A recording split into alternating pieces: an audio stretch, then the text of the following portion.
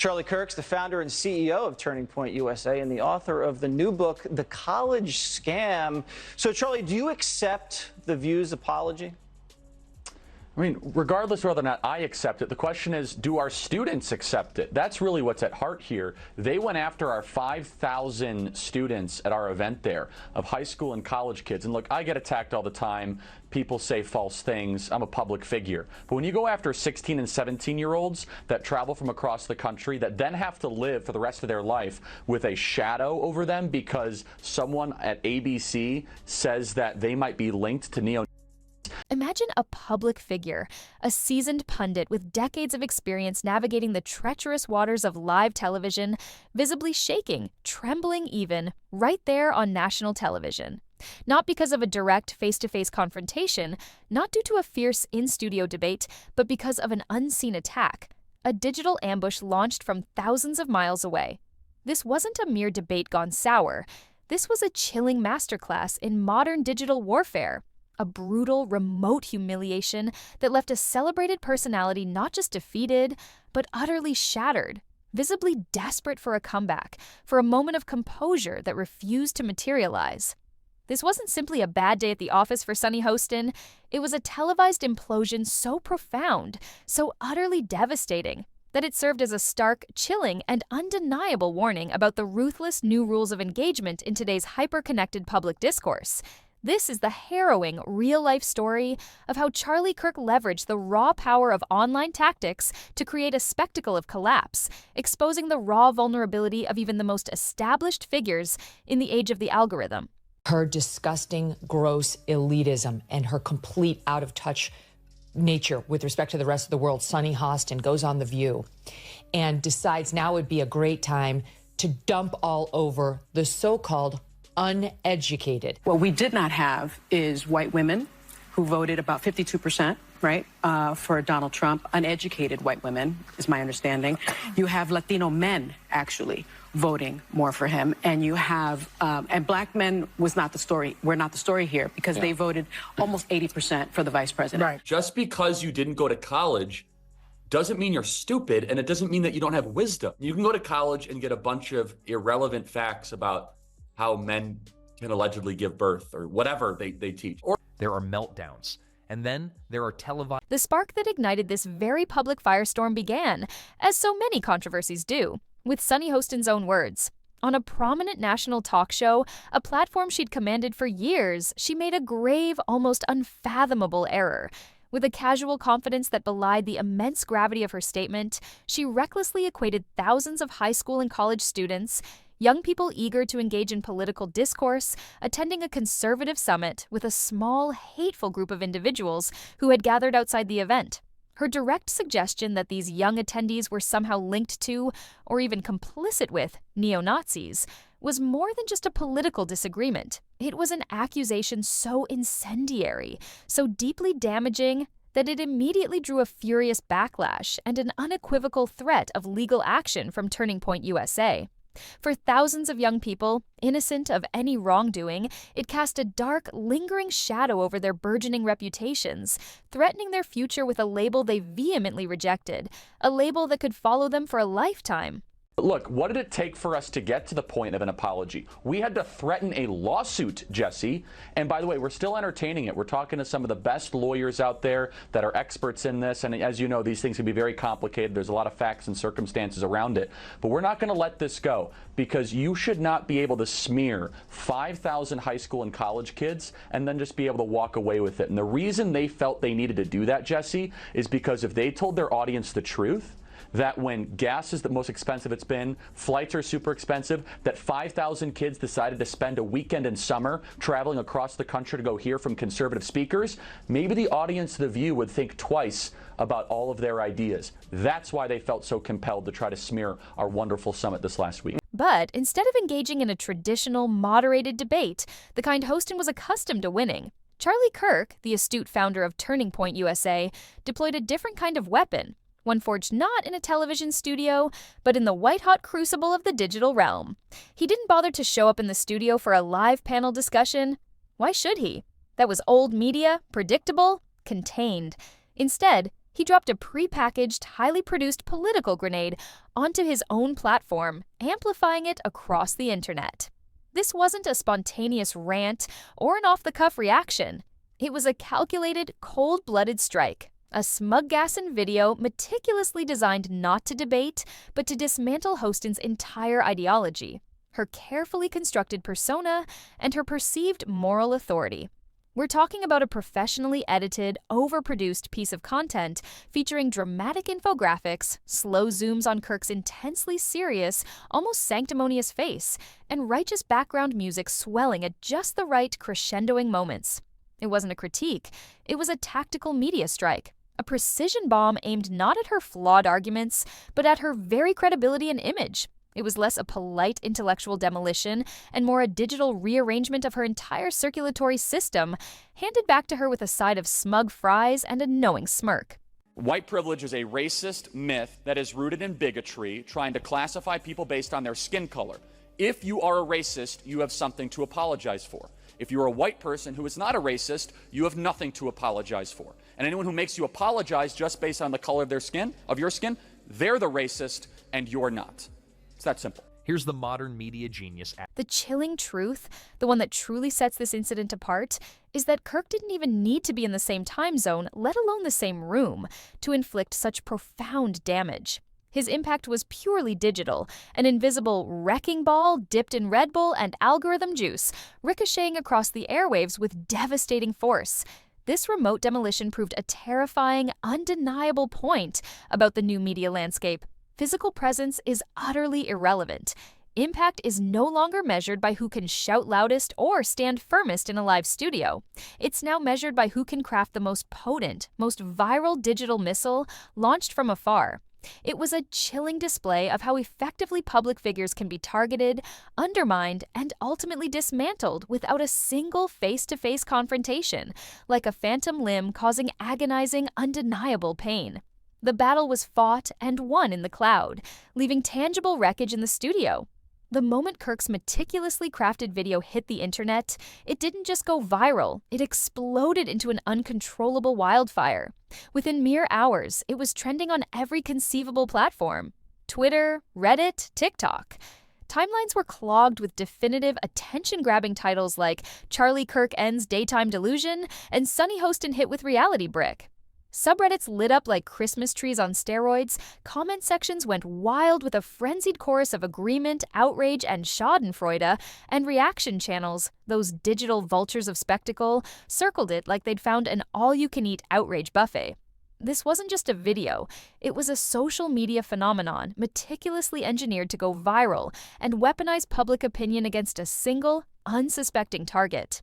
The internet, ever hungry for conflict and drama, devoured it whole, each share and comment adding fuel to the blaze.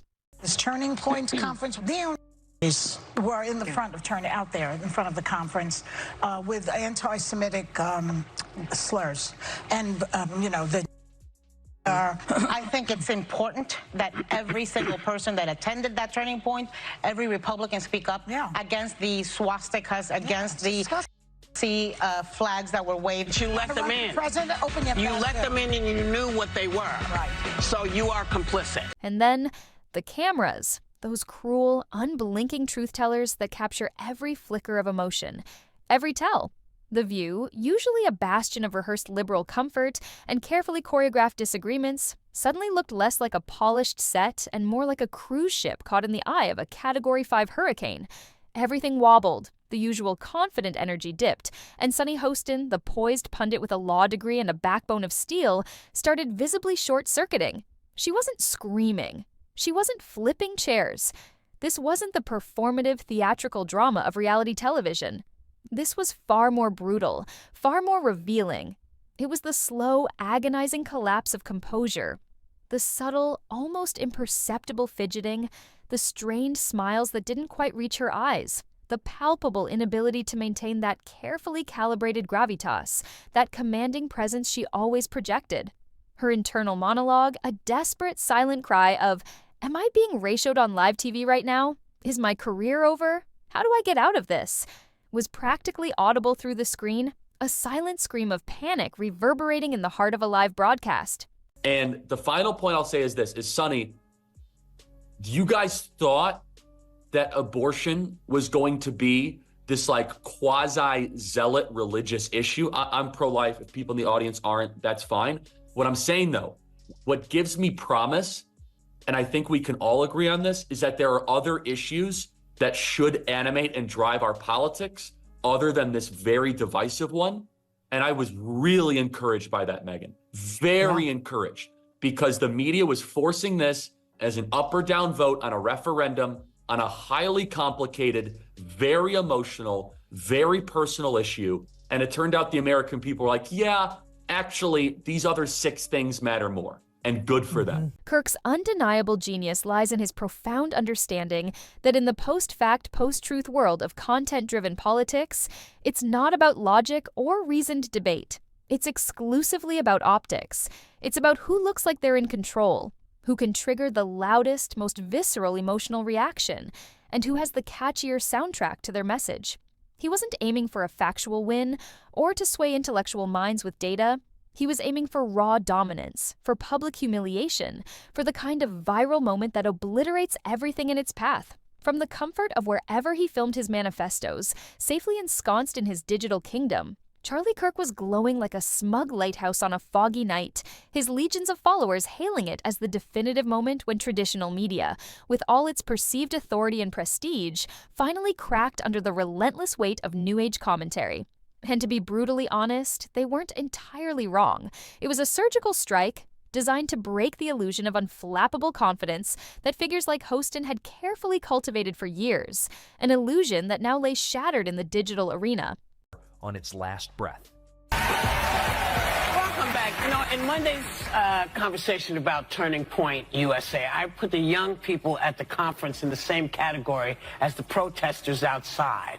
And I don't like it when people make assumptions about me, and it's not any better when I make assumptions about other people, which I did. So, my bad.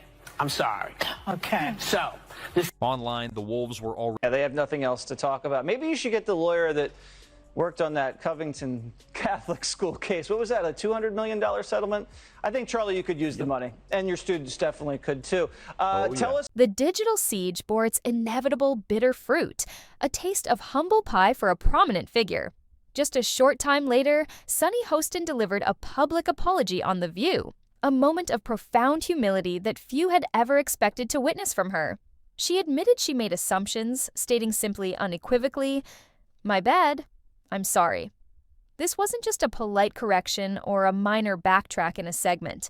It was a direct concession, a perceived retreat under immense and undeniable pressure, including the looming threat of a multi-million-dollar lawsuit that had been publicly teased.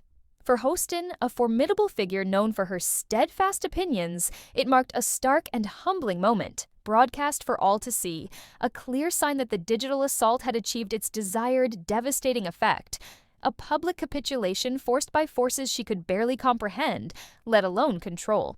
Over the weekend, Turning Point USA hosted a riveting event in Tampa, Florida called the Student Action Summit.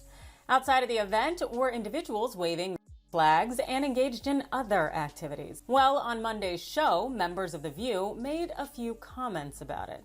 The conservative group Turning Point USA has condemned the group of neo-Nazis and said they have nothing to do with the organization. Yeah, but where was DeSantis is what I want to know. But you let them in. You let them in and you knew what they were. Right. So you are complicit. This incident wasn't just about one public figure's gaffe or a political spat.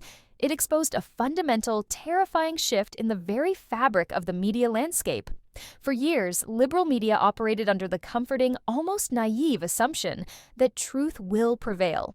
The ingrained, almost sacred idea was that if you stack enough meticulously researched facts, sprinkle some profound legal analysis, and wrap it all in a calm, authoritative voice with a Yale degree, people would nod thoughtfully and perhaps, over a cup of chamomile tea, quietly change their worldview. Spoiler alert, they won't. Not in the 2020s. Not when the average audience member scrolls past complex economic policy breakdowns for instant gratification videos titled "Liberal Melts Down After Getting Destroyed by Common Sense" with 5 exclamation points. Audiences are no longer hungry for nuance or complex arguments.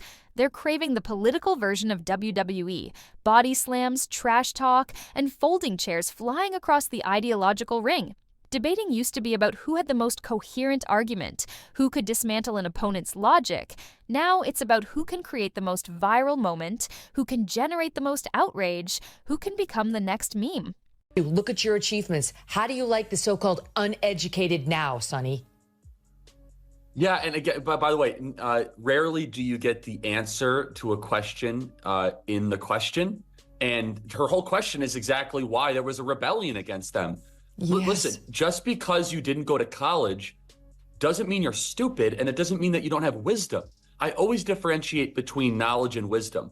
You can go to college and get a bunch of irrelevant facts about how men can allegedly give birth or whatever they teach. I mean, or about North African lesbian poetry. Okay, that stuff's fine, I guess. Hostin's carefully cultivated poise shattered into 1,000 algorithm-friendly pieces.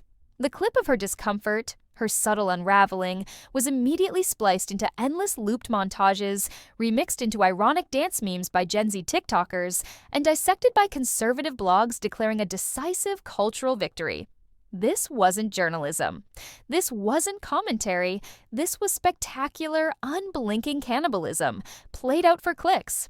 When your carefully curated public image gets turned into a punchline, broadcast endlessly on repeat across every platform, there's simply no elegant way to survive that in real time.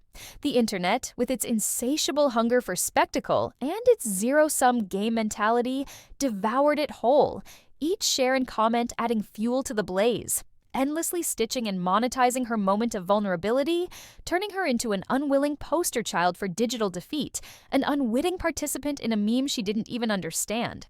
We begin with a shocking apology just a short time ago from the ladies of The View to Turning Point USA. A war of words broke out after the conservative group was rallying the next generation of voters at its youth summit in Tampa, Florida this weekend. And the liberal panel just couldn't help themselves. The group sent a scathing cease and desist letter after hosts on The View suggested that Turning Point had embraced neo-Nazis who showed up outside the event. The damage to Hostin's media image, at least online, was immediate, profound, and arguably permanent. That single broadcast clip has now evolved into an entire sprawling ecosystem of TikTok edits, YouTube breakdowns, Instagram reels adorned with exaggerated emojis and dramatic reaction videos. And why? Because in this brutal new landscape, looking rattled, looking cornered, looking defeated is often considered far, far worse than being factually wrong. The internet doesn't run on justice or fairness. It runs purely on perception, on viral moments, on the raw spectacle of a takedown. And perception screamed that day that she got utterly steamrolled by a guy who probably rehearses his takedowns in front of a mirror next to his protein powder. Being human on TV these days, showing even a flicker of vulnerability, that's practically a career death wish in the unforgiving digital age. Her carefully constructed facade crumbled, piece by agonizing piece. Monday, we talked about the fact that there were openly demonstrators outside the Florida Student Action Summit of the Turning Point USA group. We want to make clear that these demonstrators were gathered outside the event and that they were not invited or endorsed by Turning Point USA. A Turning Point USA spokesman said the group, quote, 100% condemns those ideologies, and said Turning Point USA security tried to remove the neo-Nazis from the area but could not because they were on public property. Also, Turning Point USA wanted us to clarify that this was a Turning Point USA summit and not a Republican Party event. So we apologize for anything we said that may have been unclear on these points. The liberal media, it seems, is still clinging to the past, stuck firmly in the 2010s, sipping lattes and stubbornly hoping that reason and decorum will eventually win out. But this isn't a courtroom seeking justice. It's a raw, unscripted circus. If you show up armed with meticulously researched facts and a commitment to decorum while your opponent is juggling fire, yelling into a megaphone, and launching digital grenades, guess who the crowd's watching? Guess who they'll remember? Guess who the algorithms will promote? Hostin came prepped with law school logic, ready for a nuanced, polite debate, perhaps even a respectful disagreement.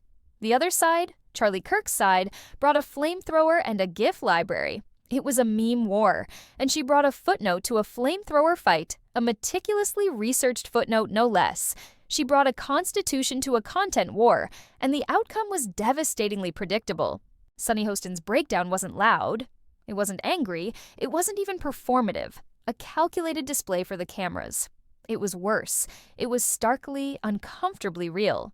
A raw exposure of human vulnerability. And if you're not ready to be a part of the circus, if you think you're above the fray, if you believe your intelligence grants you immunity, well, tough luck. The circus will find you anyway, and it will put you in the center ring, whether you like it or not, whether you consent or not. This wasn't just one woman's bad day, it was the chilling, undeniable sound of an entire media strategy, a decades-old approach, collapsing under the relentless weight of TikTok sarcasm, Twitter trolls, and Gen Z's Olympic-level eye-rolling. It was a brutal wake-up call, louder than a Florida man trying to debate a hurricane in its eye. Sunny Hostin's media reputation now lies slightly singed, deeply memed. A once untouchable voice now trapped in a loop of her own blinking eyes, broadcast endlessly by the very digital platform she underestimated. Charlie Kirk, meanwhile, has already moved on to the next target, grinning from his digital throne, knowing he's fundamentally reshaped the battlefield. Sunny will probably recover, yes, but the internet never ever forgets.